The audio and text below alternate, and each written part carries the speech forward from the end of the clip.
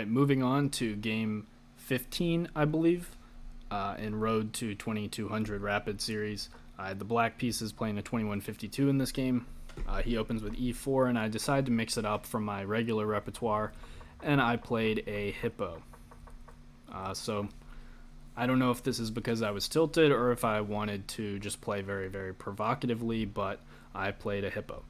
The hippo being you fianchetto both bishops, you play h6 and a6, and then you bring both knights to d7 and e7, and then if allowed, you go g5, knight g6, b5, knight b6, that type of stuff. But it's very provocative, and my goal was to play something without really thinking too much, and you would think doing that I would gain a time advantage. But somehow I still managed to spend a decent amount of time playing these opening moves. I shouldn't have been thinking about them. I think I was still hesitant if I was going to play the full hippo or if I was going to play something like e5 or c5 at some point, but at the end of the day, I played a full hippo. So we've got the full hippo set up here, and then this is where the game begins. Bishop to b1, pawn to g5, pawn to h4, and I take. After rook takes h4, I go knight g6. I think it would have been much better to go knight to f5, looking at it now. The idea being, if you take my knight, I'll take your rook. And if you move your rook, I'll take your bishop on e3. So that would have been a much better move than knight to g6. He goes rook to h5. I go knight f6, and he goes rook to h3. I go queen to e7, just developing my queen. Not really sure what is going to happen in this game. We're both kind of uncastled. I don't know if I should go kingside or queenside. I'm leaning towards queenside, but I don't want to go too early or he might rush me over here with a move like c5. He goes king f2, and I go pawn to e5. So the engine's not a big fan of this move. I think it prefers pawn to c5 or maybe playing h5, but also I probably could have castled queenside. I think that also would be another reasonable option, but I went pawn to e5, which I don't think is the best way to play. It gives up this d5 square, but I'm not too concerned about that, because if he ever plays knight to d5, I'll probably take with the bishop or the knight. So I don't have to worry about attacks on my queen. He plays rook to h1, I go h5, and he goes d5, which is a move I was kind of happy to see, because then I don't have to worry about anything jumping into d5. Maybe I can reposition this knight to c5, and I can potentially reposition this bishop along this diagonal instead. So I'm also less concerned about him playing c5 himself once he's played d5. I go bishop c8, hitting his rook. He goes rook h2, and I go h4. So I think the game is going pretty well so far. He goes bishop to g5, and I go bishop to d7.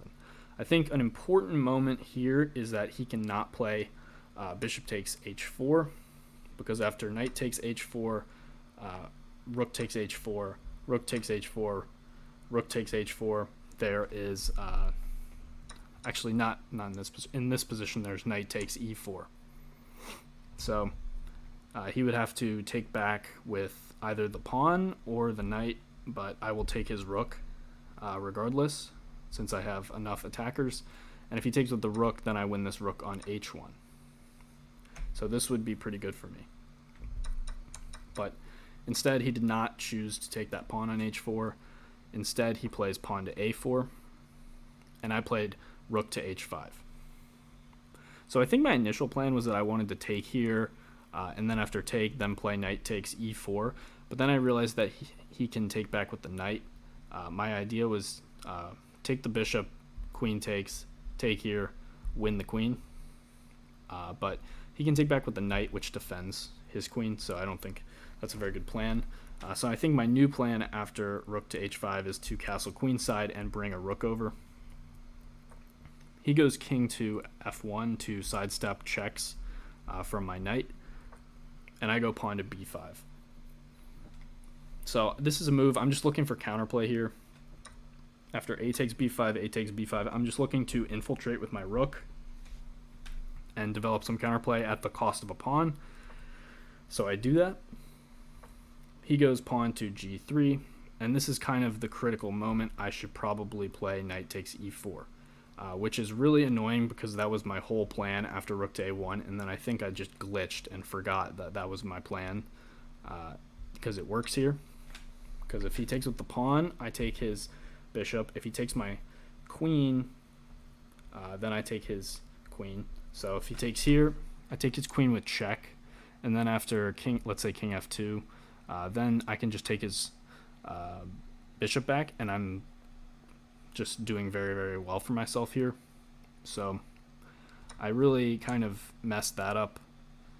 Also, key note here, if bishop takes g6 is played here, I can play rook takes h1 first, and then after rook takes h1, I can give a check here.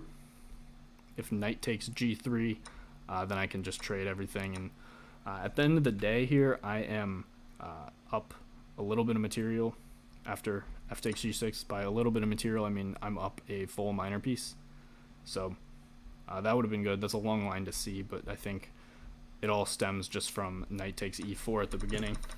But instead, after rook to a1, g3, I just falter and play rook takes b1, which is kind of an inferior alternative of knight takes e4. So he goes knight takes b1, and once again I should play knight takes e4, but for some reason here I thought it wasn't working, because after knight takes e4, I thought after bishop takes e7, take here, knight takes d2. So I thought because his knight defended his queen, this wouldn't be anywhere near as good. And it is slightly better for white, but I still should have gone for this because the alternatives are not very good. I tried to play pawn to h3 in the game to try and keep things closed and maintain this pawn, but he goes knight c3, defends this pawn on b5. I also could have played bishop takes b5 on the last move. That would have been another good alternative, but I'm also just burning so much time in this game because I feel like I just didn't know what to do, and then before you know it, I was just like out of time, and then had a very bad position, and then I had 5 seconds. The game was pretty much over. But time management was bad in this game, but also I think it was just because I was uncomfortable with my position after I missed some key moves. But not really much to say after I missed this key knight takes e4 move early on. I think after rook to a1 and g3, I think if I find knight takes e4, we've got a very, very interesting game. But after that, I kind of lost the train of thought, or lost control of the game. But not my worst game, a very interesting game. I think the position was making me a little bit uncomfortable because I don't generally play hippos that much, but I think that's kind of what I deserve for playing a hippo. But not my worst game, not my best game. The time management needs to be better, but we're going to bounce back in the next game. We're going to get off the tilt, and we're going to play a good, solid game next. So I will see you guys in the next video.